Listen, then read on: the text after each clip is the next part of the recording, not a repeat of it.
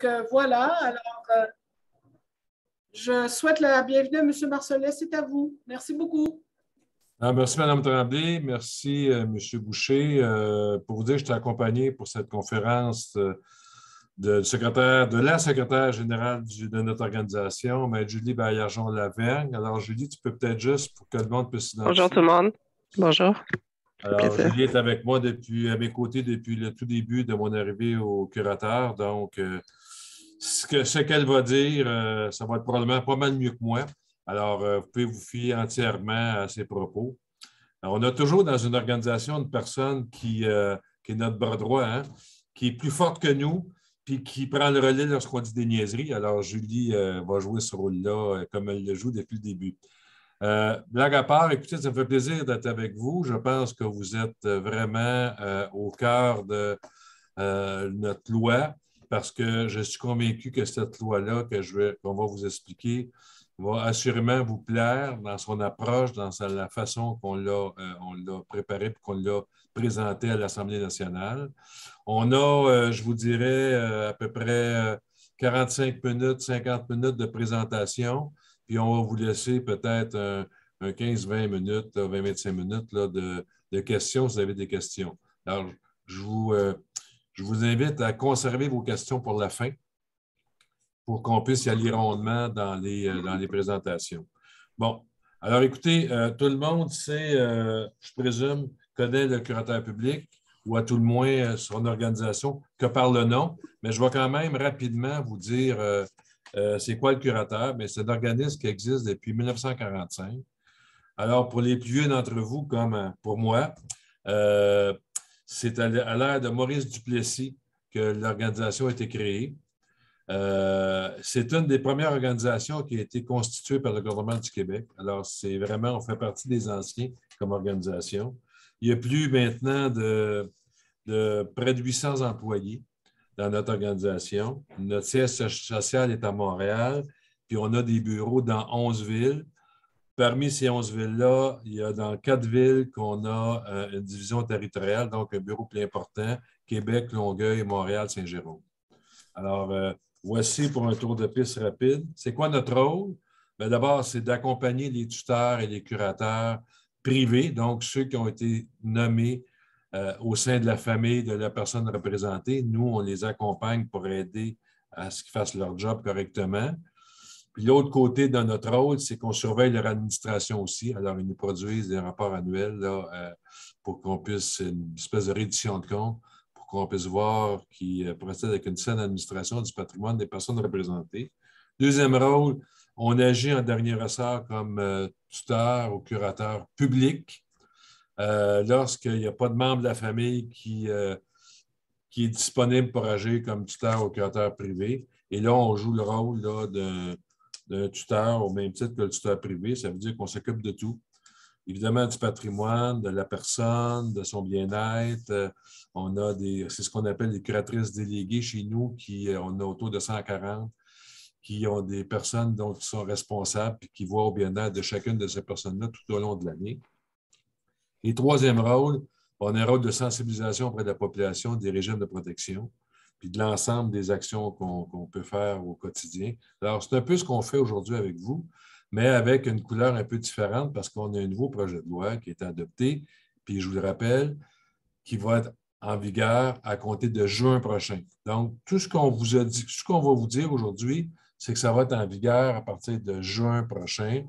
La loi est adoptée il y a 1 an, mais on s'est donné un an et demi, on s'est donné une période de 2 ans pour informer adéquatement l'ensemble de la population, les intervenants, les ministères, les organismes, et pour aussi se préparer pour déployer le projet de loi puis être prêt au jour J lorsque la loi va rentrer en vigueur. Alors, c'est pour ça qu'on fait toutes ces opérations-là, puis on trouve ça important de vous informer de ce qui s'en vient. Les causes d'inaptitude, je vous le dis rapidement, le régime public, 40 % c'est une cause de déficience intellectuelle. Problème de santé mentale, c'est 31 % des cas. Maladie dégénérative, 20 % et le reste, 9 %, c'est traumatisme crânien ou autre. Alors, vous avez un peu un portrait des causes qui provoquent l'inaptitude au Québec. C'est quoi le portrait d'inaptitude? On est environ on évalue environ autour de 160 000 personnes qui seraient inaptes au Québec. Mais parmi ces 160 000 personnes-là, il y en a 36 000 adultes qui ont un régime de protection. Donc, soit qu'il y a un régime public, 13 400, soit qu'il y a un régime privé, 9 600, donc il y a un tuteur et un curateur privé. Là, attendez, je me vois en gros plan, puis j'aime pas ça. Je pense que c'est Alors, normal, on t'a épinglé, Denis. vous m'avez épinglé, ça ne m'a même pas fait mal. Mais je vais me mettre en grande galerie pareil. Est-ce que c'est mieux comme ça? Parce que j'aime ça vous voir quand je parle. Est-ce que vous me voyez assez suffisamment pour bien m'entendre en grande galerie? Je pense que oui, hein, je ne vois pas. Alors, arrêtez de m'épingler, ça me fait mal. Donc 36 000 personnes adultes qui ont un régime de protection, parmi les 160 000 qui seraient inaptes. Je disais qu'il y en avait 13 400 qui sont sur régime public. On agit comme tuteur et curateur public. 9 600 qui sont sur régime privé. Ça veut dire qu'il y a un tuteur et un curateur privé. Puis il y en a 13 000 autres qui sont suite à une homologation de régime de mandat de protection. Vous savez, c'est quoi un mandat de protection? On fait ça durant qu'on est apte. Puis si jamais on devient inapte, bien, Julie vous l'expliquera, là, la différence, c'est quoi exactement un mandat de protection. Alors, avant de tomber dans le grand bonheur de la nouvelle loi, on va quand même très rapidement, puis Julie va vous l'expliquer, c'est quoi la loi actuelle? Parce qu'on vous être en mesure de comparer entre aujourd'hui et le mois de juin. La loi actuelle date de 30 ans. Alors, vous allez voir que ce n'est pas nécessaire. On a besoin de rafraîchissement puis de l'actualiser, puis de la rendre un peu plus contemporaine, cette loi-là, puis c'est ce qu'on a fait. Alors, Julie? Oui, alors juste pour vous dresser un bref portrait de ce qui existe actuellement comme dispositif de protection, c'est-à-dire de façon de protéger une personne, on a les régimes de protection. Il y en a 3 sortes, je vais vous les expliquer brièvement. Il y a le mandat de protection qui s'appelait avant le mandat en cas d'inaptitude et il y a aussi la procuration. Donc, pour ce qui est des régimes de protection actuels, puis on va vous en parler tout à l'heure, là, on est venu vraiment simplifier ça parce que c'était compliqué pour le citoyen et pour toute personne d'ailleurs. Actuellement, on compte 3 sortes de régimes de protection. Il y a le conseiller au majeur, la tutelle et la curatelle. Donc, le conseiller au majeur va s'appliquer pour une personne qui est généralement apte, mais qui aurait besoin d'aide ou d'assistance dans la gestion de ses biens. On va ouvrir une tutelle pour une personne qui est partiellement ou temporairement inapte. Donc, c'est vraiment le régime de milieu de gamme, soit pour sa personne ou pour ses biens ou les deux. Et finalement, on va ouvrir une curatelle pour une personne qui est totalement inapte de façon permanente, tant pour ses biens que pour sa personne. Le mandat de protection, Denis vous en a parlé tout à l'heure, c'est vraiment un contrat par lequel une personne majeure et apte va désigner à l'avance qui va s'occuper de sa personne et de ses biens advenant son inaptitude. Donc, le mandat va prendre effet seulement après la procédure d'homologation devant le tribunal. Donc, un juge doit déclarer la personne inapte, ça prend des évaluations médicales et psychosociales, et va homologuer le mandat. Et c'est seulement à ce moment-là que le mandataire va pouvoir entrer en fonction. Ici, on parle vraiment de représentation. Donc, le mandataire va pouvoir agir pour et au nom de, prendre des décisions à la place de la personne, signer à sa place également. À la différence de la procuration, que tout le monde connaît, c'est aussi un contrat par lequel une personne majeure et apte va désigner un procureur qu'on appelle, généralement pour l'administration de ses biens. On parle aussi ici de pouvoir de représentation. Il va pouvoir prendre des décisions et signer à la place d'eux. La distinction importante, c'est que la procuration cesse d'être valide le jour où la personne qui l'a donnée devient inapte. Pourquoi? Parce qu'il n'y a pas la protection du tribunal qui entoure, comme pour le mandat de protection où il y a une homologation du mandat, il y a des évaluations, tout ça. La procuration, il faut que la personne qui l'ait donnée soit en mesure de surveiller l'administration qui est faite de ses biens. Si la personne n'a pas les capacités pour le faire, elle n'est pas valide. Donc, ça fait un peu le tour de ce qui existe actuellement au Québec pour la protection. Denis?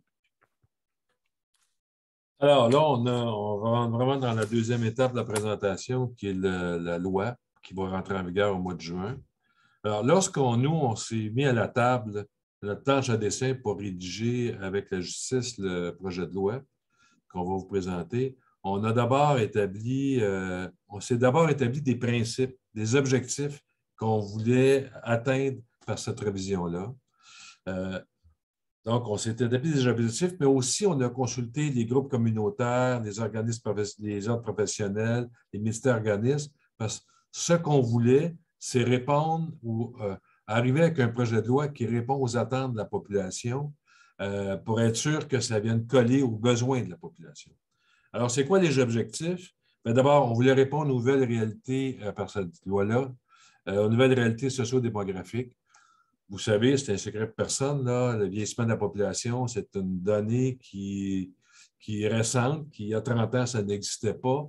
Ce facteur-là, maintenant, c'est omniprésent. Il y a un vieillissement de la population, puis donc, il faut en tenir compte dans la rédaction de nos éventuels articles. On voulait tenir compte aussi des tendances internationales. C'est quoi? L'article 12 de l'ONU concernant les personnes handicapées stipule que toute personne devrait conserver l'entièreté de l'exercice de ses droits. Donc, on ne devrait pas enlever des droits à une personne pour les donner à un tuteur ou à une autre personne. Ça, c'est le souhait de l'ONU.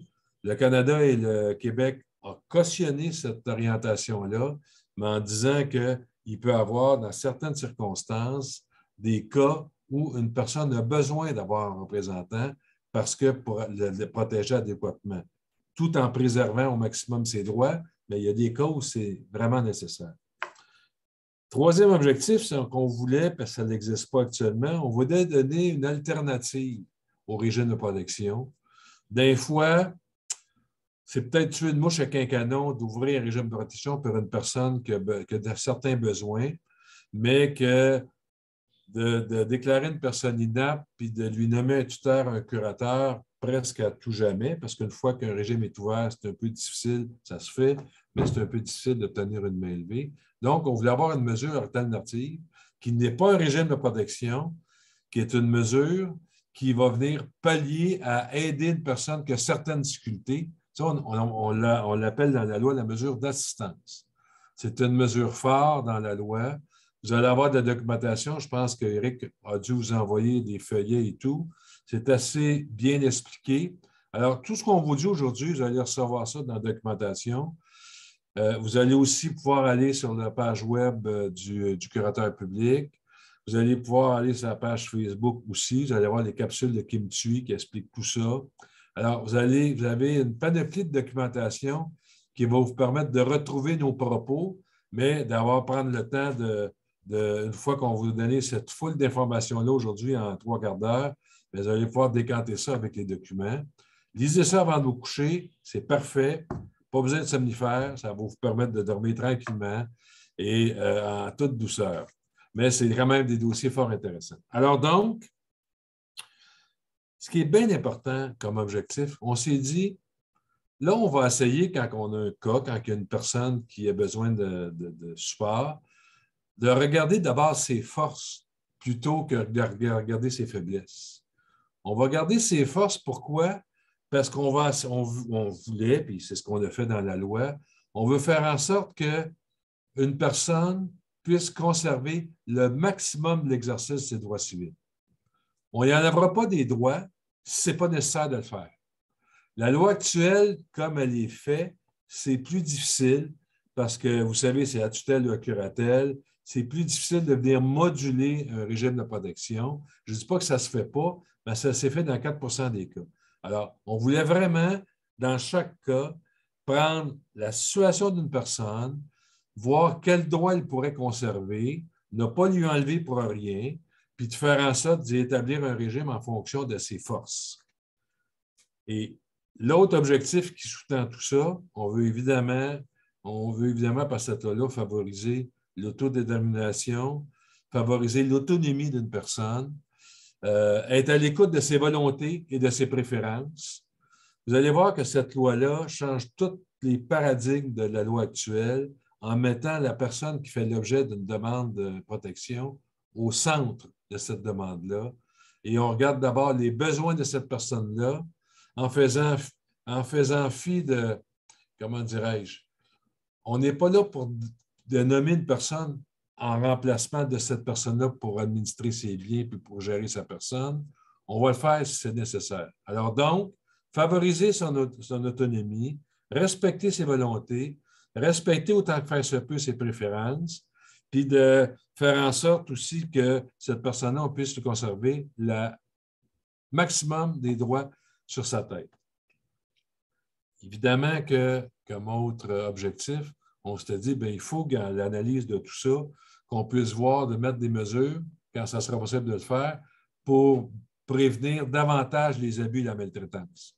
On parle surtout de maltraitance financière. Vous le savez, il y a des cas, puis on essaie de voir comment on pourrait protéger davantage. Vous allez le voir.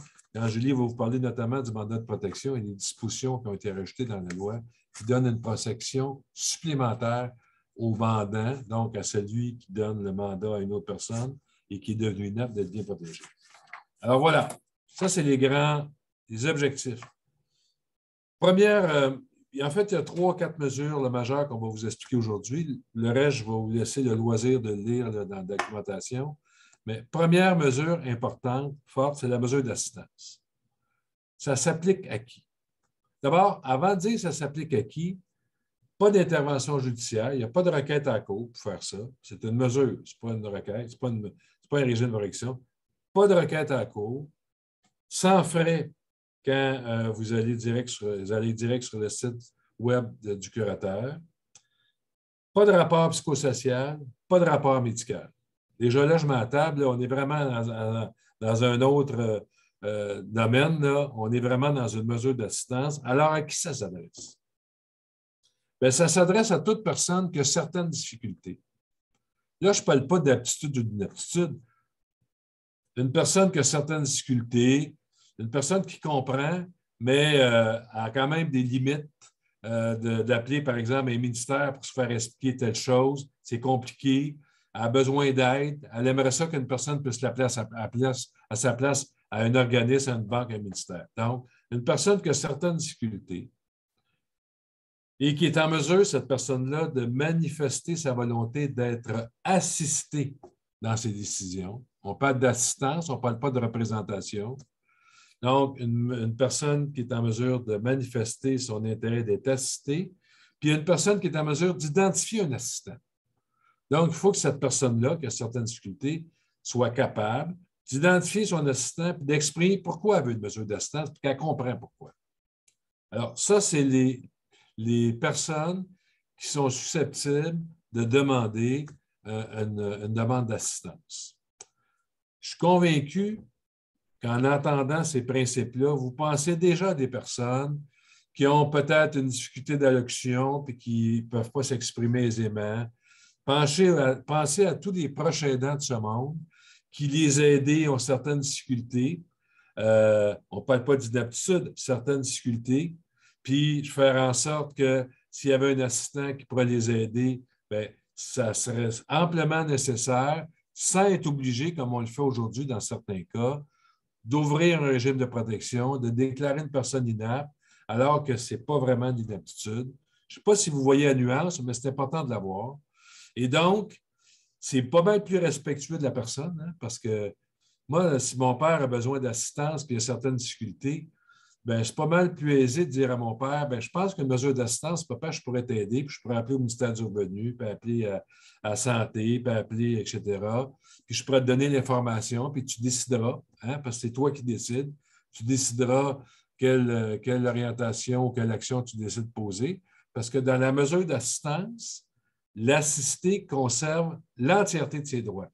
Il n'abdique pas un droit, là. Il ne donne pas des droits de représentation à un autre. C'est lui qui possède ses droits, c'est lui qui est deux mains sur le volant, puis c'est lui qui décide. Ça fait juste en sorte que l'assistant, vous comprendrez que l'assistant qui est choisi par l'assisté, c'est une personne de confiance. Donc, ça fait juste en sorte que l'assistant peut le conseiller, peut servir d'intermédiaire pour chercher de l'information, pour aller chercher des bonnes informations pour que l'assisté puisse prendre de bonnes décisions. L'assistant ne signe rien à sa place, ne va pas retirer des sommes en banque à sa place, ne signe pas un acte notarié à la place de l'assisté, n'engage pas le patrimoine de l'assisté. C'est un assistant. Il a un pouvoir d'assistance, il a un pouvoir de représentation. Là, je ne sais pas si c'est assez clair, Faites juste moi un signe de tête si vous comprenez bien la nuance importante pour être assistant. Parfait. Alors, comment ça va se faire concrètement? Le plus simple du monde. Il va y avoir un formulaire. En fait, il va y avoir deux façons de le faire. Soit via le canal du curateur public par le site Web, il va y avoir un formulaire en ligne, simple, en langage clair, qui va être signé par l'assistant et l'assisté, qui va dire « J'ai certaines difficultés, je comprends, j'ai besoin, je désire avoir une mesure d'assistance, je désire que telle personne soit mon assistant. » Il va remplir ça. Ça va être signé par le curateur, par l'assistant et par l'assisté. Et il va accompagner, lorsqu'il va envoyer ces documents-là au curateur, de 3 autres documents, qui est un canevas. Là. Premier document, il va lister les 5 plus proches parents. L'assisté va dire c'est qui mes 5 plus proches parents, père et mère, enfant, etc. Il va faire signer de l'assistant un formulaire simple qui va dire je ne suis pas en conflit d'intérêt avec mon assisté, je ne suis pas en business avec lui, etc., etc., pour être sûr que l'assistant, même s'il n'y a pas de pouvoir de signer quoi que ce soit, qu'il n'y ait pas une apparence de conflit qui pourrait faire en sorte qu'il influence l'assisté de prendre une décision en sa faveur ou en faveur de sa conjointe, etc. Troisième document, simple, toujours, le patrimoine de l'assistant, l'assisté. L'assisté, est-ce qu'il reçoit un chèque par mois du gouvernement ou il y a des placements qui vaut 6 millions? Pour nous, c'est important de le savoir parce qu'on va avoir un œil sur les assistants peut-être de façon différente que si c'est un assistant qui est dans l'entourage de l'assisté, que pour l'assisté, pour, par exemple, bien l'aider au quotidien puis bien faire en sorte que son chèque puisse se recevoir à tous les mois. Une fois qu'on a ça, il nous envoie ça. Nous, à partir du moment où on reçoit la demande, notre objectif, c'est dans les 2 mois de la réception de la demande, on va nommer l'assistant. On va accréditer l'assistant qui est proposé. Durant ces 2 mois-là, qu'est-ce qu'on fait? On va notifier à 2 des 5 membres de la famille un avis à l'effet que telle personne a présenté une demande d'assistance, il désire nommer telle autre personne. Avez-vous des objections sérieuses? Est-ce que le fait que mon père me nomme comme assistant, que je ne sais pas, moi, mon autre frère, il me connaît, je suis le pire fraudeur que la Terre n'a pas porté, il y aurait une objection sérieuse à nous soulever. Ils auront 30 jours, les 2 membres de la famille, pour nous informer que s'il y a une objection sérieuse. Durant les 30 jours, qu'est-ce qu'on fait? D'abord, systématiquement, dans tous les cas, on va adresser à la Sûreté du Québec le nom éventuel de l'assistant pour qu'il puisse vérifier les antécédents judiciaires de l'assistant. Est-ce que l'assistant qui est proposé par la Cité a un casier judiciaire épais comme le bras? Est-ce qu'il a déjà été poursuivi pour fraude, etc.? Vous voyez un peu pourquoi on fait ça. On veut avoir des mesures qui vont permettre d'avoir un maximum de protection pour l'assisté. L'assisté, il a toute sa tête.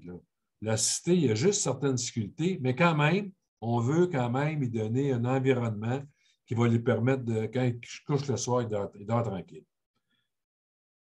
Alors, une fois qu'on soit ça, on va convoquer, dans tous les cas, systématiquement, l'assisté d'un premier temps et l'assisté et l'assistant d'un deuxième temps. Je vous dirais que la plupart du temps, ça va être de façon virtuelle. Pour s'assurer de 2 choses. On va passer une entrevue. Ce n'est pas l'interrogatoire, là, on n'est pas dans le cours de justice. Une entrevue avec un employé du curateur qui va, lui, d'un premier temps, auprès de l'assisté, vérifier 2 choses. D'abord, est-ce que l'assisté comprend très bien c'est quoi la mesure d'assistance? Il comprend-tu que l'assistant ne pourra pas signer à sa place, ne pourra pas aller à la banque à sa place, ne pourra pas le représenter pour signer un acte derrière? On veut juste s'assurer qu'il comprend bien. Puis on veut aussi s'assurer que l'assistant qui a proposé, là, il a-tu fait ça de façon libre et éclairée? Il ne s'est pas fait tordre un bras pour faire nommer telle personne comme assistant. C'est les 2 choses qu'on veut vérifier, puis ça se limite à ça. Les employés, c'est pas, on ne demande pas à un employé du curateur qui va être formé pour ça, d'être un psychiatre, un psychologue ou un médecin qui va déterminer parce qu'on n'est pas dans un contexte d'inaptitude. On est juste dans un contexte de vérifier si la compréhension d'une personne, puis pour bien être certain qu'il y ait une entrevue uniforme, peu importe qui fait l'entrevue, il y a un canevas d'entrevue qui a été élaboré par des spécialistes avec des questions qui va faire en sorte qu'il va avoir une uniformité des entrevues, peu importe la personne qui fait l'entrevue. Une fois l'entrevue faite, puis qu'on est satisfait de la compréhension de l'assisté, puis qu'on a bien expliqué à l'assistant dans le deuxième temps son rôle, les limites de son rôle, bien, on va émettre un certificat d'accréditation à l'assistant pour dire « Vous êtes assistant de telle personne ». Et en plus, on va inscrire son nom dans un registre public des assistants. Pourquoi? Parce que l'assistant, lui, va avoir à interagir avec des organismes, des banques, des ministères. Puis la banque ou l'organisme, elle veut bien savoir si l'assistant qui a été nommé, par exemple, en juin 2022, s'il se présente à la banque en juin 2023, s'il est toujours assistant. Il a sa lettre en date de juin 22, mais peut-être qu'il s'est fait retirer son rôle entre-temps par l'assisté entre la période de 22 à 23. Alors, la façon sécuritaire pour assurer les intervenants, c'est de vérifier à l'index, au répertoire, au registre public, pour savoir si cette personne-là est toujours assistant. Pourquoi? Parce que l'assisté peut toujours en tout temps tirer à la plug, enlever, nous aviser et dire « Moi, je ne veux plus que ce soit telle personne qui soit mon assistant. » Alors, nous, à partir du moment où on a un avis comme ça, on va retirer le nom de l'assistant au registre. À ce moment-là, il ne pourra pas continuer à obtenir l'information. Puis je vous dis ça pourquoi? Parce que l'assistant a le pouvoir d'obtenir des informations des intervenants concernant l'assisté pour lui permettre de bien assister l'assisté. Donc, il a le pouvoir d'aller chercher des informations, puis un pouvoir qui va même au-delà du secret professionnel. Il y a un article dans la loi 297 qui vient dire aux professionnels qui ont un secret professionnel qu'ils doivent présumer du consentement de l'assisté quand l'assistant demande d'informations concernant son dossier. Exemple, mon père a été avisé par l'hôpital qu'il devrait subir une intervention chirurgicale. Il ne comprend pas trop pourquoi. Et bon, je vous dis qu'il y a certaines difficultés, mais ce n'est pas clair pour lui. Fait que moi, je suis son assistant, il me demande, appelle donc l'hôpital pour savoir c'est quoi au juste, puis qu'est-ce qu'ils vont faire au juste. Bien, moi, je vais pouvoir appeler l'hôpital, le médecin, le cabinet de médecin, pour dire, écoutez, je suis ici l'assistant. Est-ce que je peux avoir des informations supplémentaires pour que mon père comprenne bien pourquoi il a besoin d'intervention? Alors, vous voyez qu'on va dans le dossier médical à ce moment-là. C'est lié par la confidentialité. Mais comme je vais être assistant, je vais avoir l'autorité de demander au corps médical des informations qui vont me permettre de donner une information que mon père m'a demandé pour bien comprendre la raison pour laquelle il faut qu'il passe au bistouri. Là.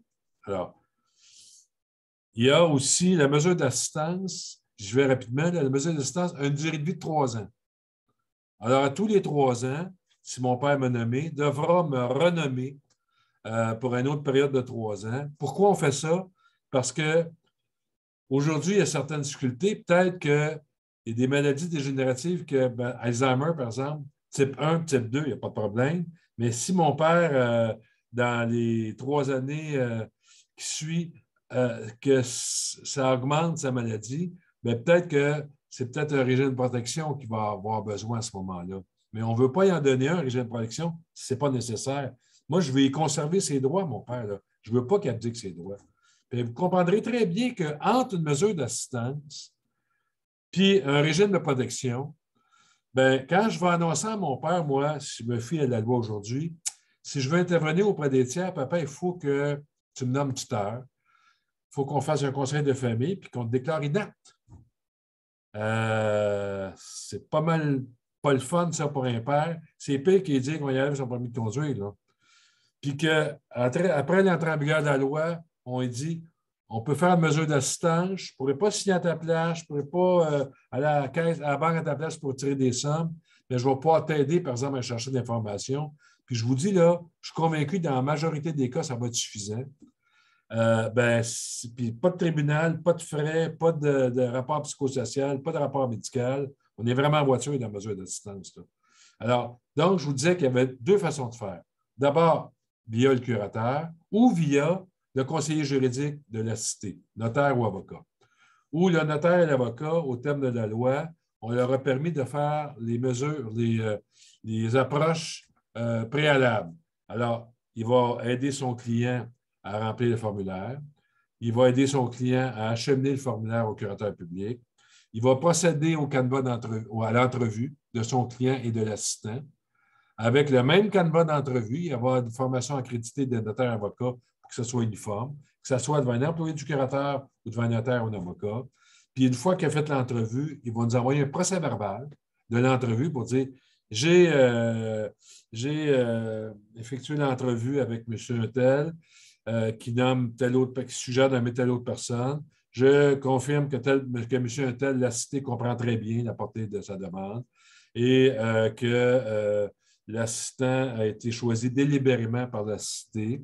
Et donc, je recommande que la personne suggérée soit nommée comme assistant. Là, il nous envoie ça, c'est nous qui accréditons l'assistant, puis c'est nous qui vont inscrire, parce qu'on va avoir le contrôle du registre, c'est nous qui allons inscrire la personne au registre des assistants. Dernier point sur l'assistance. Là, je sais que c'est beaucoup d'informations, mais rassurez-vous, là, ce soir, allez lire les documents là, avant de vous coucher, ou demain matin. Ça dépend comment on fait. Il y en a qui sont mieux le matin que le soir, là. Alors, c'est à votre choix. Mais dernier item important de vous dire, c'est que la loi, on s'est fait donner par la loi un pouvoir d'enquête sur dénonciation. Si, par exemple, l'assistant, parce que c'est pas tout le monde qui est correct, là, mais mettons que l'assistant, il a une conjointe, puis son père, qui est assisté, a un immeuble qui vaut 2 millions, puis qui essaie de convaincre son père qu'il vende l'immeuble de 2 millions, 500 000 à sa femme. Puis quelqu'un nous dénonce ça. Bien, nous, on va faire enquête, puis suite à l'enquête, on va pouvoir poser des gestes si vraiment les gestes s'imposent. Alors, on s'est donné un pouvoir d'enquête. Tout ça, on appelle ça des fils de protection, tout ça pour protéger davantage l'assisté. Je pense que j'ai fait un bon tour de piste, puis je vous invite vraiment à aller lire les documents, puis allez aussi visionner les capsules faites avec Kim Thuy. D'abord, ce n'est pas désagréable d'entendre Kim Thuy, c'est une personne qui est très empathique. Là. Fait que vous allez voir que les capsules sont excellentes. Je ne parle pas, j'ai fait une capsule avec elle, c'est peut-être la moins bonne, mais il y en a d'autres, avec d'autres intervenants. Alors, j'invite fortement à aller visionner ces capsules-là sur notre site. Deuxième mesure phare, Julie. Denis, si tu me permets, juste sur la mesure d'assistance, un petit complément, là. Dans le fond, l'objectif, puis on y tient beaucoup, c'est vraiment de préserver l'autonomie des personnes le plus longtemps possible. Donc, une personne pourrait avoir certaines incapacités, mais est toujours en mesure de prendre des décisions, puis avec l'aide de son assistant, va pouvoir avoir un intermédiaire qui va pouvoir parler en son nom, l'aider à faire des démarches administratives. Des fois, c'est tout ce que ça prend pour éviter d'ouvrir un régime. Parce qu'on s'entend, lorsqu'on ouvre un régime à une personne, c'est une atteinte importante à ses droits dans la mesure où elle perd l'ensemble de l'exercice de ses droits, la gestion de ses biens, puis la capacité de prendre des décisions pour sa personne. Donc, avant de faire ça, on vient offrir une alternative. Évidemment que ça ne s'appliquera pas à tout le monde. Là. Une personne qui est Alzheimer stade 4, incapacité permanente, ça ne s'appliquera pas, mais pour beaucoup de gens, on pense que ça va leur permettre de garder leur autonomie plus longtemps. C'est tout ce que je voulais rajouter. Bien, c'est une bonne précision. Donc, on est rendu au deuxième volet des nouveautés de la loi. Alors, Julie, c'était bien parti, continue.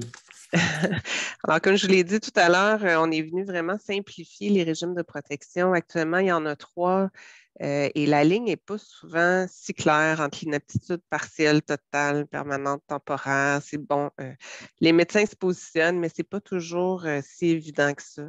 Donc, dorénavant, il va y avoir un seul régime de protection qui va s'appeler la tutelle. On est venu abolir le conseiller au majeur et on est venu abolir la curatelle également. La curatelle, c'était très stigmatisant pour les personnes qui étaient sous curatelle. C'était aussi une perte totale des droits. Pour le conseiller au majeur, ben, ça n'a jamais vraiment levé non plus. Je pense qu'il y en a 217 au Québec. C'était la grosse procédure judiciaire pour finalement ce que ça donnait. Ça n'a pas levé.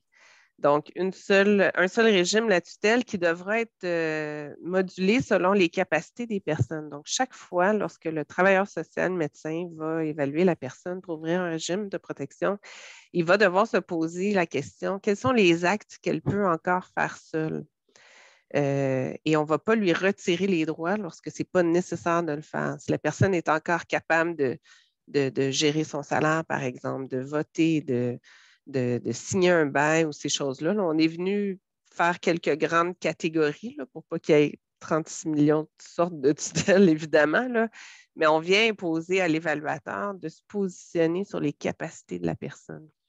Donc, il doit déterminer son degré d'autonomie et les actes qu'elle peut poser seule. Et dans tous les cas, et si on est venu l'insérer dans le Code civil, le tuteur qui va être nommé devra tenir compte des volontés et des préférences de la personne, dans la mesure où elle est encore capable de les exprimer, évidemment.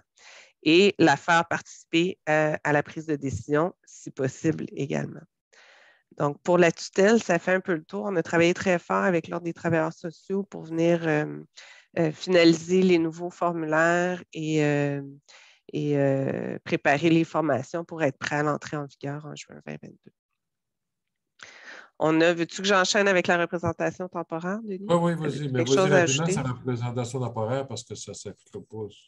Parfait. Donc, juste en 2 mots, la représentation temporaire, c'est une nouveauté aussi. C'est lorsqu'une personne inapte, qui n'a pas de régime de protection parce qu'elle est entourée par sa famille, un proche, elle n'en a pas besoin, mais va arriver un événement dans sa vie où elle a besoin d'être représentée. Par exemple, pour signer un acte notarié dans le cadre d'une succession ou autre.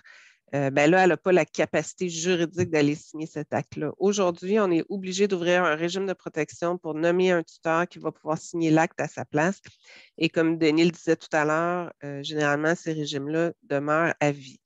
Donc, on est venu introduire la représentation temporaire qui va s'appliquer pour une personne qui a un besoin ponctuel, mais que, par ailleurs, sa situation ne requiert pas d'autres besoins de protection, là. Donc, ça évite l'ouverture des tutelles à long terme.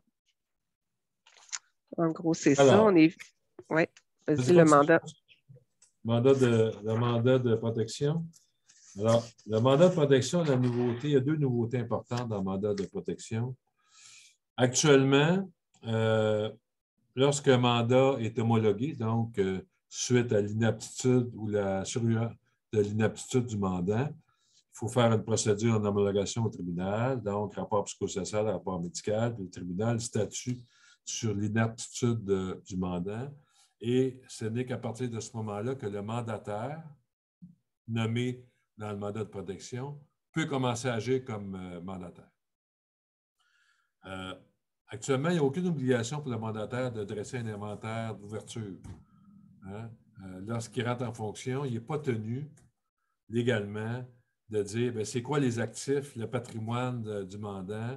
Donc, on n'a pas la photographie des biens du mandant au moment d'ouverture, au moment de l'entrée en fonction du mandataire.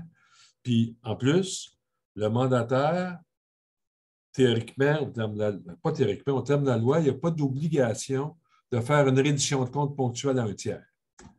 Alors, malheureusement, c'est souvent dans les cas de mandats homologués que lorsqu'on a de la maltraitance financière, on retrouve dans ce contexte-là.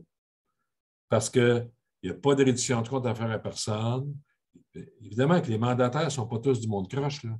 Mais quand quelqu'un décide d'être malicieux un peu, le terreau est assez fertile parce qu'il n'y a pas de reddition de compte à personne, il n'y a pas d'inventaire au début. Fait que pour le mandataire qui veut se mettre l'argent dans les poches, c'est plus facile dans ce contexte-là. Alors, on est venu pallier à ça. Ce qui fait en sorte qu'à partir de l'entrée en vigueur de la loi en juin, tout nouveau mandat qui sera signé devra contenir 2 choses.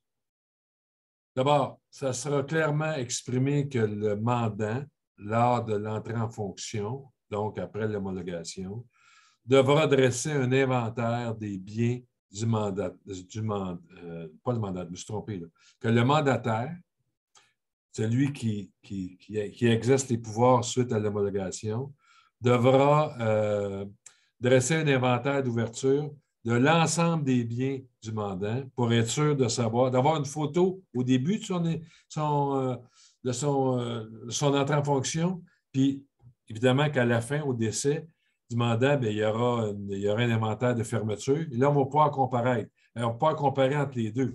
Parce que si, je ne sais pas, moi, au début de son entrée en fonction, il y a 100 000 $, puis 6 mois après, il décède, il reste 25 $.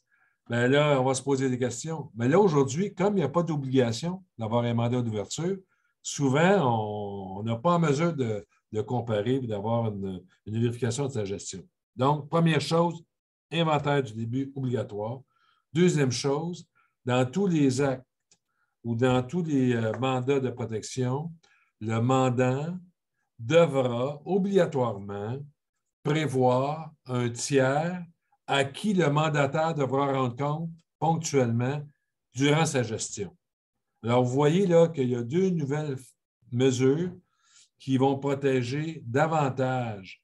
On n'annulera pas toutes les maltraitances au monde, là, mais ces deux mesures-là vont faire en sorte que le mandataire, quand il va entrer en fonction, devra faire un bilan d'ouverture et devra ponctuellement, une fois par année, faire une espèce de reddition de compte de sa gestion à un tiers que le mandant aura identifié. Alors, ces deux mesures-là, nous pensons que ça va faire en sorte qu'il va y avoir une grande diminution de cas de maltraitance. C'est ce qu'on visait là, au terme de la loi. Un des objectifs, ce que j'ai mentionné au point de départ, c'était ça. Alors, vous retrouvez concrètement une mesure qui répond à nos attentes là-dessus. Julie? On est venu aussi, juste en une minute, modifier certaines règles relatives à la surveillance des tutelles aux mineurs. Dorénavant, les compagnies d'assurance, les liquidateurs de succession, avant de verser une somme d'argent à un mineur, vont devoir informer le curateur public 15 jours avant pour qu'on puisse dire aux parents ce qu'ils peuvent et ne peuvent pas faire avec l'argent de leur enfant. Actuellement, on est informé, mais après que les sommes soient versées, malheureusement, il est souvent trop tard dans ces cas-là. On est venu aussi hausser le seuil de surveillance à 40 000 $. Donc, en gros, c'est ça. Denis? Oui. Alors, écoutez, c'est en rafale. Je sais que c'est beaucoup d'informations dans un laps de temps court, mais je pense que ça vous donne les paramètres, les grandes orientations de ce qui a été adopté à l'unanimité par les députés qui te représentent au Parlement, à l'Assemblée nationale. Et je dois vous dire que, honnêtement, là, nous, on est très fiers de cette loi-là. On trouve vraiment qu'on répond tout à fait aux attentes des citoyens pour préserver la dignité d'une personne, hein. Peu importe si la personne a certaines difficultés ou a des difficultés ou est inapte. Moi, je pense qu'une personne demeure une personne, puis il faut toujours la respecter adéquatement. Alors, cette loi-là, je pense qu'elle fait le job de respecter la dignité d'une personne. Ça met au centre les préoccupations de tout ce déroulement-là. On prend en compte la personne, ses intérêts, ses préférences, en favorisant son autonomie. Vous savez, quand le ministre de la Famille, Mathieu Lacombe, a déposé pour adoption finale à l'Assemblée nationale ce projet de loi-là, il a dit que c'était un projet de société. Puis, honnêtement, là, je partage tout à fait ses propos.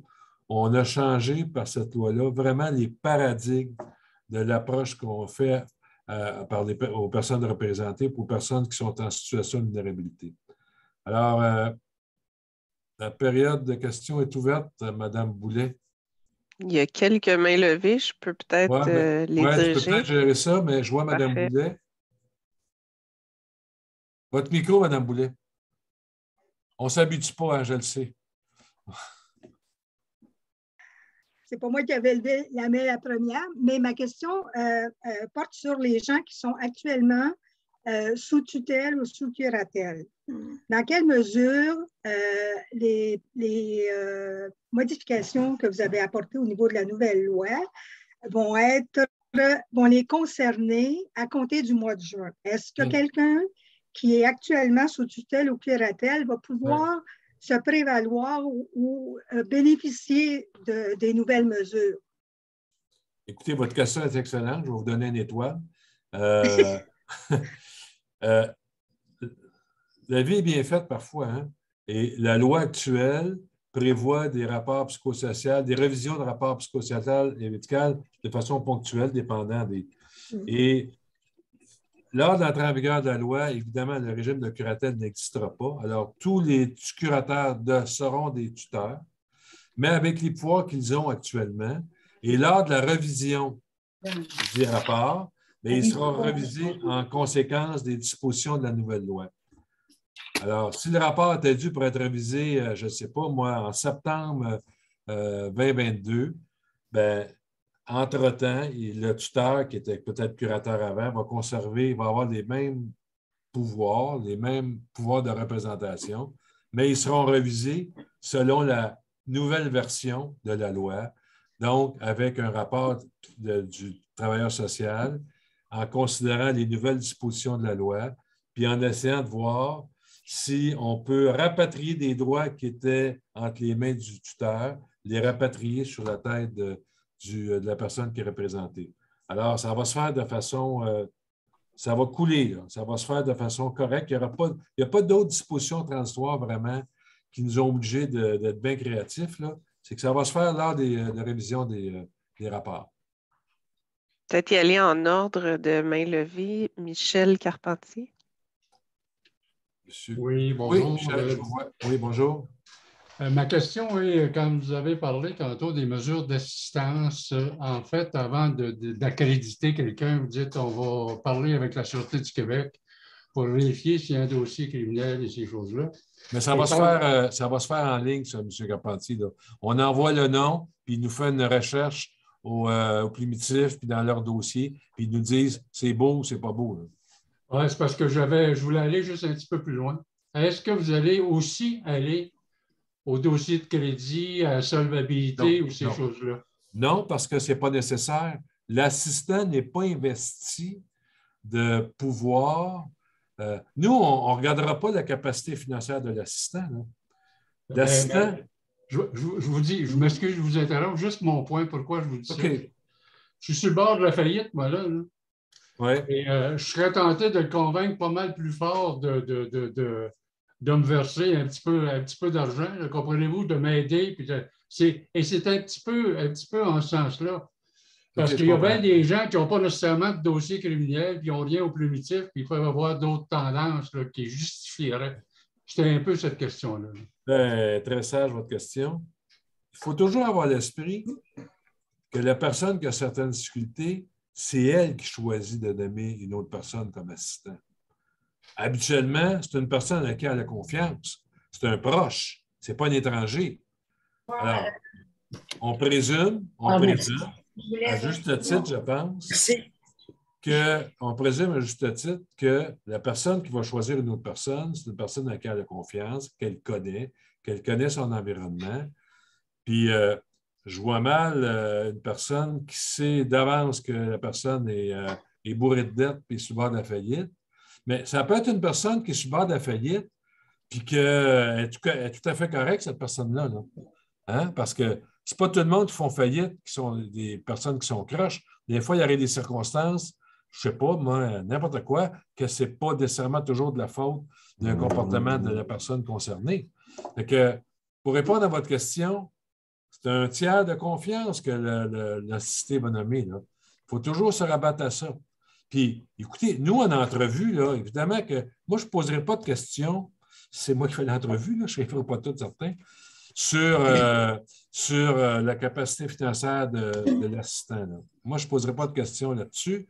Je me fie à la personne qui l'a suggéré. Puis, je me fie aussi aux deux membres de la famille qu'on a notifiés pour dire connaissez-vous des affaires qu'on ne sait pas au terme concernant cet assistant-là? Si oui, si vous avez des objets, mentionnez-le. On ne peut pas aller bien plus loin que ça. Puis en plus, on va vérifier auprès du primitif s'il y a quelque chose avec la Sûreté du Québec ou s'il y a quelque chose qui est en cours, s'il y a une enquête, etc. Je trouve je vous dirais qu'avec cette loi-là, pour l'assistant, on va plus loin que lorsqu'on va identifier un tuteur. Parce qu'on ne fait pas les habilitations sécuritaires de façon systématique lorsqu'on fait un tuteur.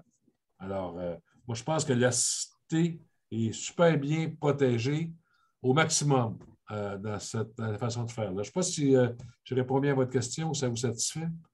Oh oui, écoutez, c'est clair pour moi, là, il y a un gros avancé dans cette chose-là. C'est parfait, mais pour avoir été dans le milieu et avoir eu à enquêter différentes choses, il y a souvent des choses qui ne se rendent pas à la cour, puis ils sont. Fait que c'est un petit peu en ce sens-là. Je Mais comprends. là, je veux peut-être avoir une ceinture puis des bretelles, là. Mais c'est un peu ça. Oui, mais la question est importante à poser pour le bien-être de tout le monde. Là. Moi, je pense qu'il faut partir du choix de l'assisté. Il faut partir de la bienveillance et de la vigilance des deux personnes de la famille. Puis l'entrevue. Écoute, moi, je pense on a vraiment ceinture et bretelles avec toutes les mesures qu'on met en place pour donner un maximum de protection à l'assisté. Puis il ne faut jamais oublier que l'assisté, s'il va à la banque pour dire qu'il est assistant, je vais reprendre ma phrase. Il ne faut jamais oublier que l'assistant qui va à la banque de son assisté, quand même qui dit qu'il vient pour l'assister, il ne pourra pas retirer de l'argent. Il fait juste assister. Fait que ses limites sont assez, ses marges de manœuvre sont assez, il ne pourra pas faire grand-chose. Là. Alors, Julie. Merci. Oui, je veux juste m'excuser. Je ne sais pas si j'ai baissé la main de quelqu'un par accident, c'est possible. Là. Alors, si vous voyez que votre main était levée et elle ne l'est plus, c'est de ma faute. Je m'excuse. Non, Le prochain, c'est Gilles Pellerin. Ça peut être de ma faute aussi parce que je regarde un petit peu. OK. Alors, désolé. Gilles Pellerin, oui. Vous êtes où dans le monde, M. Pellerin? Je ne vois pas. Votre micro, il est là, Pellerin. OK. Oui, M. Pellerin. OK. Allez-y. Il faut activer votre micro, Votre micro, M. Pellerin. Chez nous, à chaque fois que quelqu'un commence à parler sans ouvrir son micro, il met 2 piastres dans les potes. Bon, OK.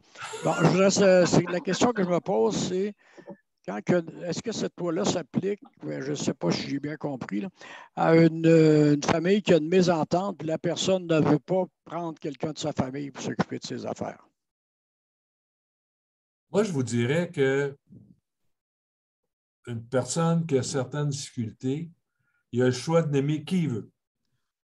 OK. Si dans cette personne-là a un contexte de discorde avec sa famille, puis il veut se faire aider, mais il ne peut pas imaginer qu'un membre de sa famille puisse l'aider parce qu'il ne s'entend pas, pour ça de bonnes et de mauvaises raisons, il pourra nommer une autre personne à qui il a confiance, qui a un lien de proximité. Il n'y a pas besoin que ce soit un membre de la famille. Là. OK. Oui, il peut donner à une autre personne. Sans passer par cette loi-là? Il peut nommer une autre personne, mais il faut qu'on le nomme assistant. Fait qu'il faut qu'il fasse une demande. Là. Il ne peut pas se lever un matin et dire que cette personne soit assistant. Parce qu'il faut qu'il soit accrédité, cet assistant-là. Il faut qu'il soit inscrit au registre des assistants. Donc, mais à votre question, c'était on est-tu un peu obligé de nommer des membres de sa famille pour être assistant? C'est non. On peut nommer n'importe qui. Le seul critère, c'est qu'il faut que le choix soit fait par l'assisté. OK. Puis si la personne qui a besoin d'aide, qui sent qu'il a besoin d'aide, voudrait avoir quelqu'un de, je dirais, plus permanent, parce que vous me dites que c'est quelque chose de temporaire. Hein? C'est ça? Pas temporaire, non. Non? Ça peut être, mais non, ça dure. En fait, la mesure d'assistance a une durée de vie de 3 ans, mais il peut renouveler sa mesure d'assistance à tous les 3 ans. Là. OK. Mais le fait qu'il y a je ne sais pas, supposons qu'un enfant réussit à s'insérer, il peut clairer l'autre facilement. Là. Il ne peut pas clairer l'autre bien gros parce qu'il ne peut pas signer. Il faut que ce soit le père qui signe. Il faut que ce soit le père qui signe. OK, c'est toujours le père, tant qu'il est capable de garder le contrôle. OK. Le père, lui, là, puis si jamais il devient inapte, oui, c'est ça, OK. Il est suivi par un médecin, il est suivi par les médecins, puis le centre hospitalier sont obligés, lorsqu'ils dénoncent, ils notent une inaptitude ou une incapacité d'une personne, de le dénoncer au directeur, etc. Vous savez un peu l'histoire. Fait que on est pas mal blindé un peu de partout. Je vous dis pas que c'est jamais blindé toujours à 100%. Il y a toujours des zones, là, mais avec les mesures qu'on a mises en place, on est pas mal à l'aise pour dire aux assistés, bien, vous avez un environnement qui vous protège assez bien, puis d'autant plus que vous regardez le contrôle, là, vous signez. La banque, là, elle ne fera pas une ouverture de marge de crédit si ce n'est pas la personne, ce n'est pas l'assisté qui signe. L'assistant ne pourra pas signer. Il pourra demander des informations, il pourra donner l'information à l'assisté, mais à la fin du jour, là, il va falloir que l'assisté signe. D'accord. Ben, merci beaucoup. Ça fait plaisir. Alors, Raymond Giguère. Oui, Madame bonjour. Giguère. Oui, Mme Giguère. Oui, bonjour. Moi, je voulais savoir qu'est-ce qui arrive des mandats qui sont signés actuellement en prévision de. Il y en a qui ont fait le mandat ils sont bons. Il n'y a pas un mandat. Ouais, il n'y a pas un mandat qui va être invalidé parce qu'il n'y a pas. Mais à partir de l'entrée en vigueur de la loi, il faudra faire en sorte que les nouveaux mandats puissent avoir ces deux choses-là. Oui, mais les mandats qui existent actuellement, qui ont été signés devant notaire, est-ce qu'ils ne seront pas annulés? Non. Ils vont toujours être valides. On n'est pas méchants de même. Ben non, ils vont toujours être valides. D'accord, merci. Mais il faut vous attendre que les notaires vont probablement vous appeler à l'entrée en vigueur de la loi puis dire, bien, ça serait peut-être bon que révisez votre mandat parce que pour vous protéger de façon. Puis je vous dirais qu'il y a plusieurs mandats qui les prévoient déjà. OK. Nommer un tiers. Mais il y en a qui ne l'ont pas prévu. Peut-être que votre notaire qui s'aperçoit que dans ses mandats, il ne prévoyait pas cette clause-là. Qu'est-ce que vous voulez dire par nommer un tiers? Dans le mandat, il y a déjà. Par exemple, là, vous nommez votre fils pour agir si jamais vous devenez inapte. Oui. Vous dites dans votre mandat, bien, mon fils devra rendre compte de son administration à mon autre fils. Oui. OK. D'accord. Merci. Bon? Oui. Isabelle Duguay. Je la cherche. Isabelle Duguay. Oui, j'arrive. Oui. Bonjour. D'abord, félicitations pour ces travaux à vous et à votre équipe. Maître Marcellès, c'est tout un avancé au niveau sociétal. La question a un lien avec comment on fait pour mettre tout ça en place. Vous avez nommé des très bons points où on n'a pas à aller à la cour pour une requête. C'est sans frais. On peut utiliser le site web là, pour avoir accès au formulaire ou consulter un conseiller juridique. Est-ce que dans vos travaux, vous avez pensé aux médiateurs familiaux comme des personnes qui pourraient aussi assister les personnes pour ce cheminement-là? Et deuxième question, est-ce que les frais qui vont pouvoir être perçus par les conseillers juridiques seront balisés? Non, mais ça appartient aux ordres professionnels. On n'a pas d'autorité pour baliser, mais j'ai l'impression que les ordres vont donner des indications, là, autant la Chambre que le barreau. Mais on n'a aucune ascendance sur les tarifs de ces ordres-là. Puis je connais très bien le domaine. Je suis notaire de la profession. J'étais président de mon ordre pendant 14 ans. Alors, je sais que je n'aurais pas voulu que quelqu'un me dise comment. Alors, donc, c'est non. Deuxième question, médiatrice. Moi, je pense que je vais vous répondre par indirectement. Toute personne peut agir comme assistant. Le critère, c'est que l'assisté, Denis, je pense que ce qu'elle voulait dire, c'est au même titre que l'avocat notaire qui puisse faire les démarches préalables pour la reconnaissance. Non, c'est juste l'avocat notaire qui est précis dans la loi parce qu'il y a des conseils juridiques à donner aussi. Puis pourquoi on a ouvert ça?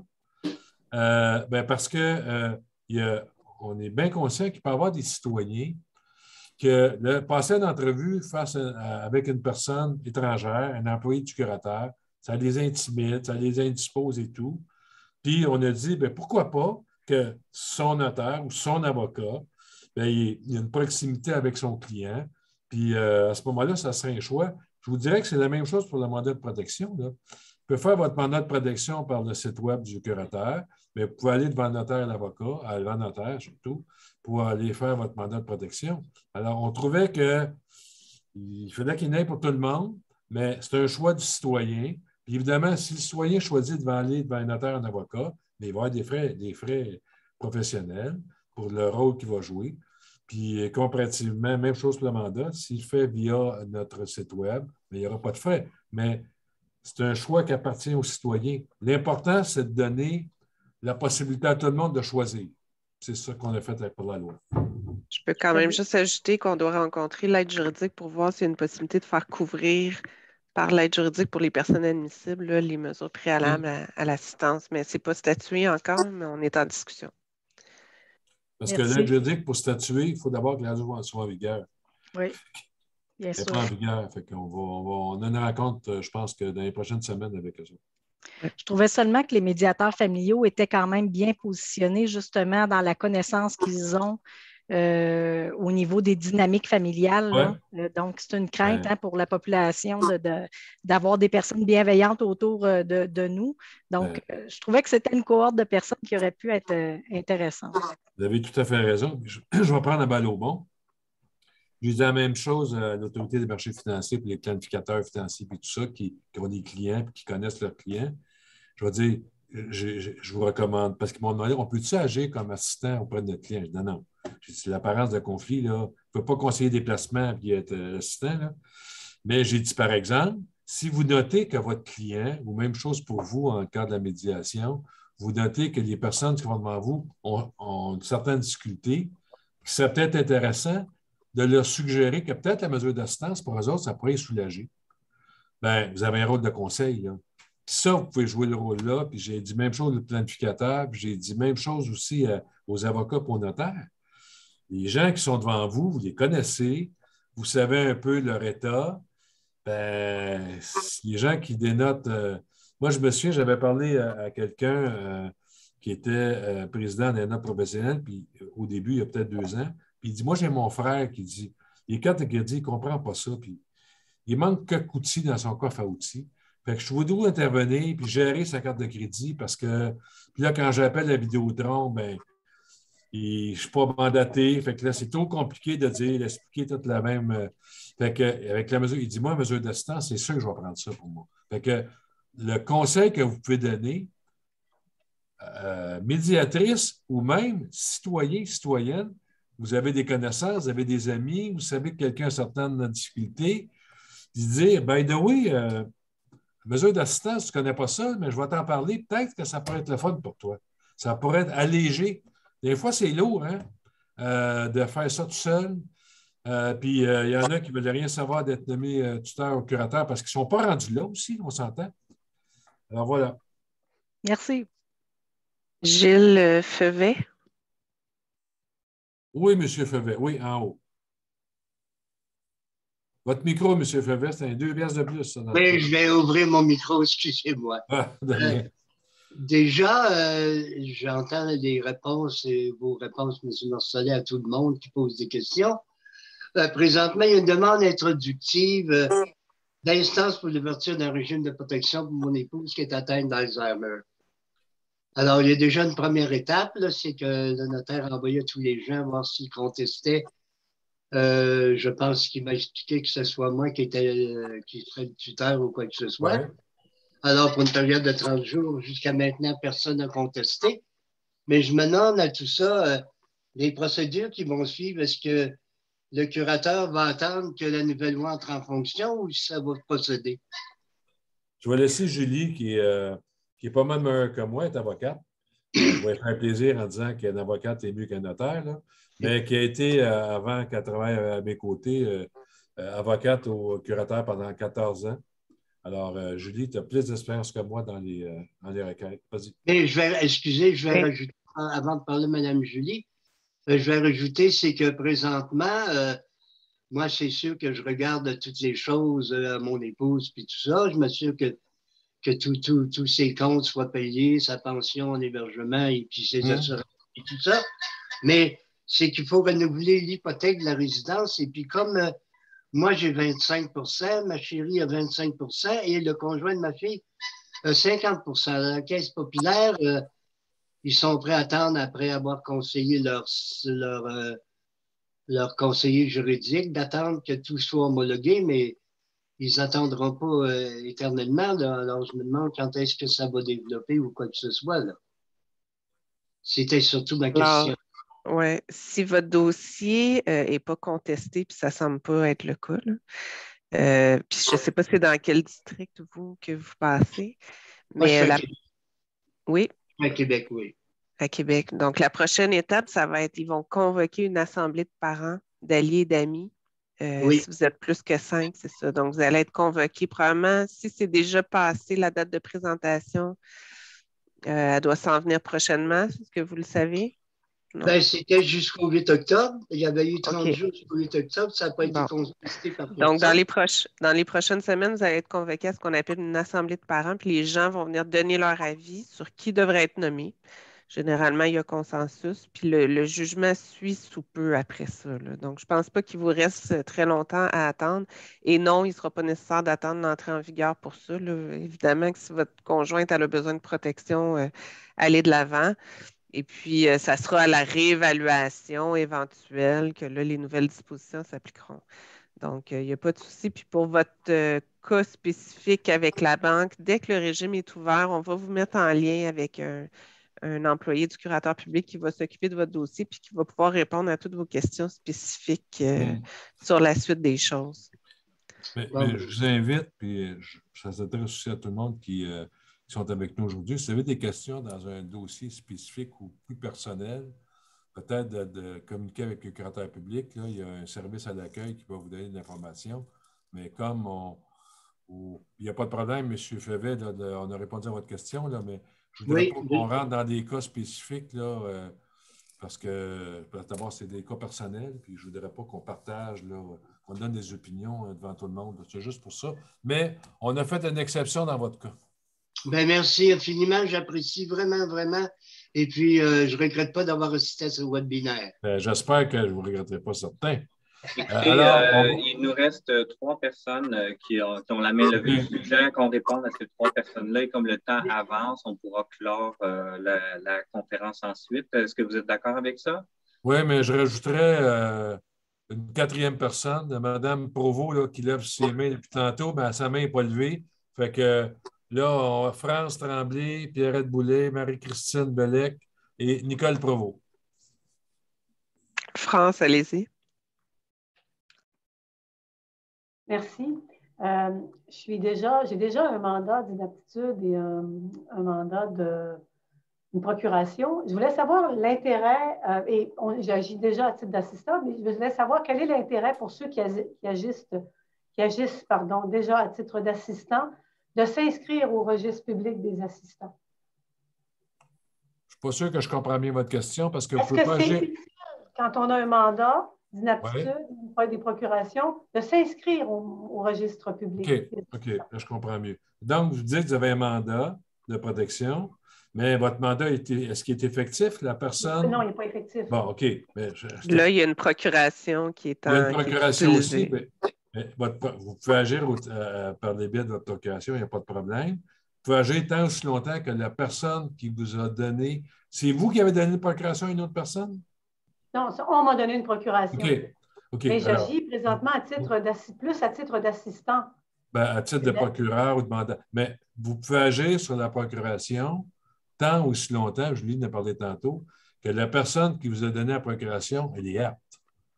Alors, au jour où la personne qui vous a donné la procuration, elle est inapte, puis je ne vous dis pas inapte légalement statué par la Cour, là, inapte dans les faits, bien, vous avez théoriquement plus de pouvoir d'agir. Alors, si vous continuez à poser des gestes pour et au nom d'autres personnes, bien, ces gestes-là, théoriquement, ils ne sont pas valides. Ça, c'est une chose. L'assistance, on est dans une autre sphère. Dans la procuration, vous avez un pouvoir de représentation. Vous pouvez signer pour la personne, théoriquement, vous pouvez tout faire. Il y a des gens que c'est ça qu'ils veulent, que vous puissiez signer pour. Mais il y a certaines personnes qui ne veulent pas donner une procuration. Ils n'ont pas de choix parce qu'il n'y a pas d'autre solution, mais quand il y aura une mesure d'assistance, l'assistance ne donne pas, encore une fois, un pouvoir de représentation à l'assistant. Il donne un pouvoir d'assistance. Alors, la personne qui donne ce pouvoir-là, elle n'abdique pas ses droits comme dans votre cas. Hein? Elle ne cède pas ses droits à une autre personne. Pardon? Moi, je suis rendu plus loin. C'est comme une étape préalable, la mesure d'assistance. C'est comme, mais même, je dis non, je ne penserais pas, il ne faut pas voir ça comme ça. C'est 2 choses différentes. Oui. Il y a l'assistance qui donne un pouvoir d'assistance, puis la procuration qui peut donner un pouvoir de représentation.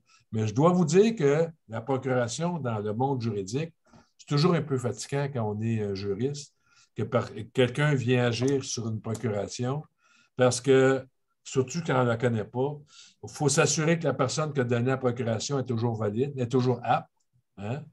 Parce que si elle est inapte, concrètement ou dans les faits, vous n'avez pas de pouvoir d'agir pour cette personne-là.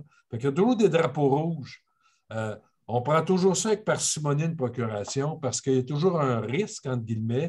Il faut toujours bien vérifier parce que si on vous fait signer un document pour et au nom d'une personne, vendre la propriété, par exemple, il faut être bien sûr que la personne qui vous a donné ce mandat-là est toujours apte.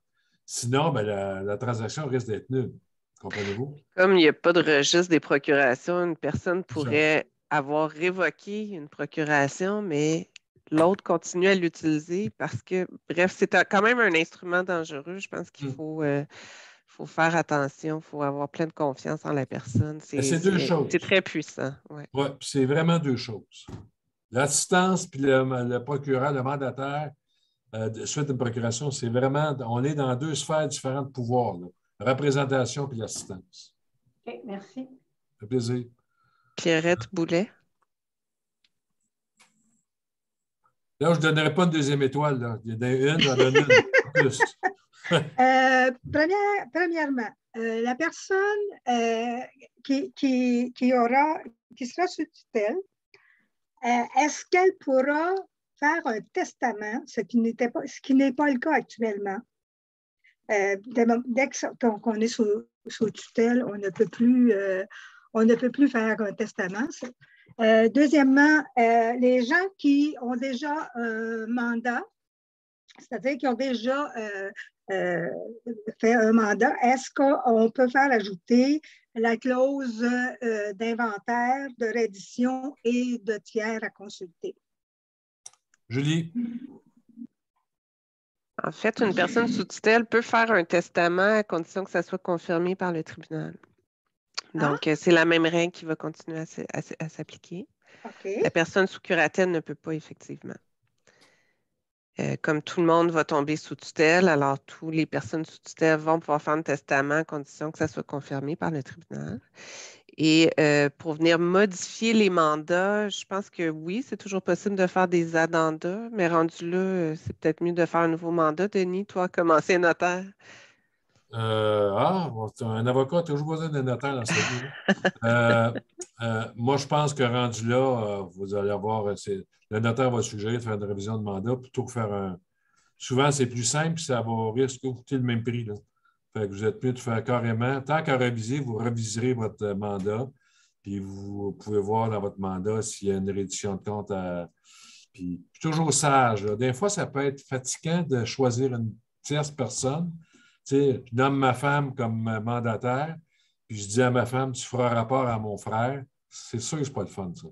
Mais il y a moyen d'orchestrer ça. Puis je dois vous dire que si, par exemple, une personne n'a pas de tiers, parce qu'il y a une famille limitée et tout, on pourra agir. Puis là, je ne lance pas une ligne pour que tout le monde dise mais on pourra agir, nous, comme tiers, qui va recevoir la reddition de compte que le curateur public. Ça vous va? Marie-Christine Bellec. Votre micro. Et on va se pétriche. Le micro semble ouvert, mais on ne l'entend pas, malheureusement.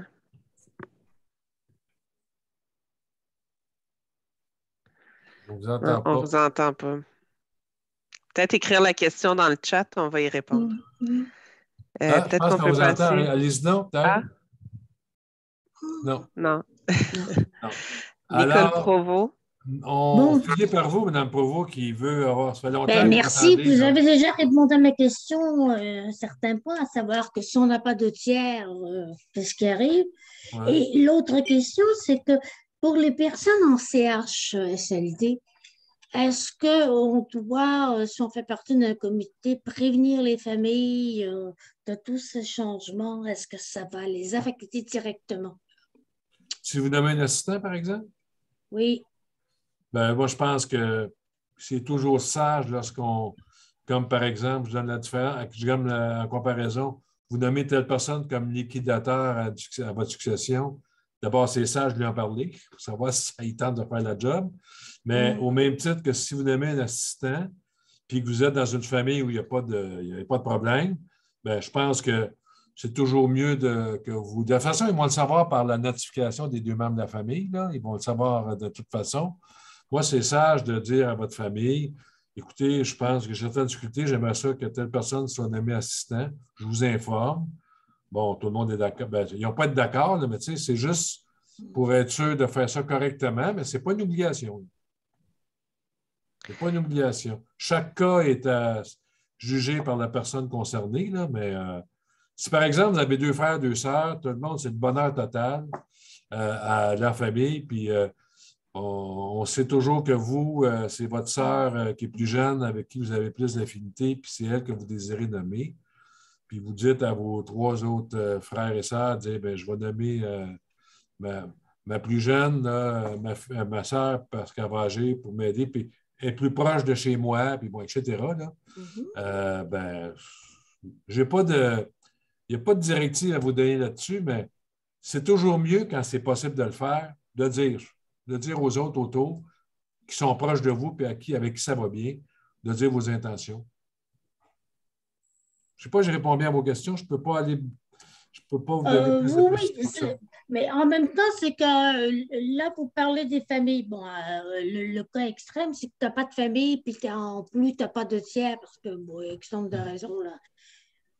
Mais mon autre question, ça portait beaucoup plus pour, effectivement, les gens qui sont présentement en CHSLD, là. Bon, donc, est-ce qu'on doit prévenir les familles de ces modifications-là à la loi? Parce que ça va avoir des conséquences là aussi. Pour certains qui sont carrément sur la curatelle et puis tout ça. Oui, Julie. Je pense qu'on fait un gros effort de communication et d'information depuis 2 ans, des tournées comme on l'a fait aujourd'hui. On en a fait plein. Évidemment, on demande à nos partenaires de partager aussi l'information. On veut que la loi soit connue, que les changements soient connus. On invite les gens à s'inscrire à notre infolette, à venir voir notre site web. On a plein de feuillets disponibles. Donc oui, si vous voulez partager même les feuillets qu'on a reçus, que vous avez reçus, il n'y a pas de souci. Moi et Denis, on demeure disponible aussi pour rencontrer divers regroupements. C'est sûr qu'on ne va pas faire le tour des résidences et des CHSLD, là, mais on compte sur nos partenaires pour transmettre les bonnes informations. Oui. Oui, on est en lien avec le réseau de la santé, avec les ministères concernés, avec les autres professionnels, avec les groupes communautaires. Écoutez, depuis le début, là, c'est-à-dire, on ne s'est pas enfermé dans une pièce, on a créé ça tout seul. Là. On voulait le faire à la saveur du jour puis qui pourrait correspondre aux attentes des gens à qui ça s'adresse. Fait que les groupes communautaires ont participé encore aujourd'hui. Là. Il y a une vingtaine de groupes là, qui se réunissent, je vous dirais, on appelle ça nos groupes consultatifs. Là. Il y a peut-être depuis l'adoption de la loi, il y a peut-être eu 10 rencontres avec les groupes communautaires, avec les autres professionnels. On en a régulièrement. Je dois encore une prochainement. Je dois encore une demain soir. Là. On rencontre un représentant d'un autre professionnel. Fait que les ministères sont concernés aussi. Il y a beaucoup d'informations qui vont être données, puis il y a beaucoup d'informations au grand public qui vont s'accélérer dans les prochains mois parce qu'on a un budget pour faire des communications. Fait que ça sera web, évidemment, ça sera télé peut-être, ça sera presse mobile, ça sera... mais Kim Thuy est un exemple là, concret de... On veut vraiment répandre, comme dirait l'autre, la bonne nouvelle. Sans se prendre pour lui, là, mais répandre la bonne nouvelle. Je dirais qu'il y a une... Oui, pardon, merci. Non, excusez-moi, je ne voulais pas vous couper, il n'y a pas de problème. Je voulais juste pas qu'on oublie la question de Mme Bellec, là, pour laquelle le micro ne fonctionnait pas, mais je l'ai dans le chat. Alors, elle demande, pour la déclaration de conflit d'intérêt, qu'est-ce que vous allez considérer comme un conflit d'intérêt dans un contexte où souvent ce sont les familles qui sont nommées? Je crois qu'il y a un grand risque de conflit d'intérêt dans ces cas. C'est difficile de vous donner une réponse précise à ça parce que le concept de conflit d'intérêt ou d'apparence de conflit d'intérêt, c'est toujours une question de fait. Alors, si par exemple le père, mettons, je suis en affaire avec mon père, puis il nomme assistant, moi, je vais avoir un malaise en tout cas, concernant l'entreprise. Pour son quotidien, je n'aurais pas de malaise.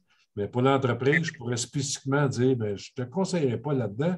Papa, j'ai de l'intérêt à te dire quoi faire là, ou à te suggérer des choses. Par exemple, un planificateur financier, j'en ai parlé tantôt, à qui il y a un lien de confiance et une proximité avec son client, puis son client désire que ce soit lui qui soit nommé. bien, peut-être que, pas peut-être, mais je conseillerais au planificateur financier de, OK, tu peux peut-être accepter, mais tout ce qui concerne des placements, tu réfères tout ça à une autre personne, là, pour pas que toi, tu aies à interagir pour le conseiller concernant sur un objet auquel tu es en conflit d'intérêt. Donc, vous voyez que c'est une question de transparence, une question aussi de gros bon sens. Mais il peut y avoir des cas où c'est patent. C'est clair que ça n'a pas de maudit bon sens que cette personne-là soit nommée parce qu'il y a de l'apparence, là, il y a de l'apparence, quasiment plus que de l'apparence, quasiment du conflit d'intérêt. Là, on va dire, ça va se faire de façon correcte, là, conviviale avec les personnes. Là.